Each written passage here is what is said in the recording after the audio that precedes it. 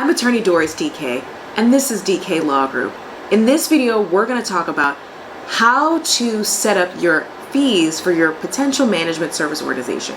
Now, you've been hearing all about management service organizations for your healthcare business, especially if you are a non-physician trying to start this type of healthcare business. However, you have been told various different things about how to set up the fees for this type of business. Now, as you prepare to set up your organization, please note that your fees will largely depend on state statute, right? Like the fees in each state will not be predicated on you, but what your state laws allow. So I often hear people coming to our organization quoting state laws or information they heard from another state, and I say, no, that's not applicable here in Texas. So make sure that you are understanding what your state laws allow. Is your state law a flat fee state? Are you in a percentage state?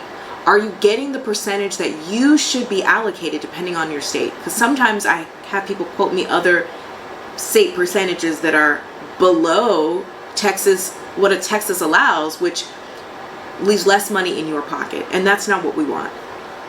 So if you're going to start a healthcare organization and you're a non-physician and you need some help, please make sure you reach out to a credible healthcare attorney who can point you in the right direction to put those right fees in your MSA agreement. Otherwise, you'll be left with some interesting outcomes.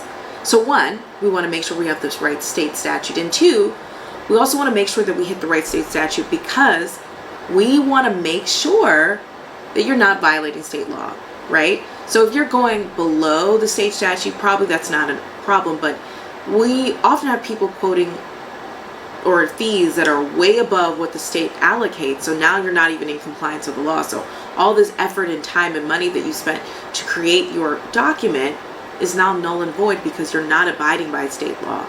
Remember, this is the whole purpose of you doing the contract. If you're not going to abide by state law, there's really no point of you even doing it. So this is Doris DK coming back to you from DK Law Group. Thanks so much for this tip.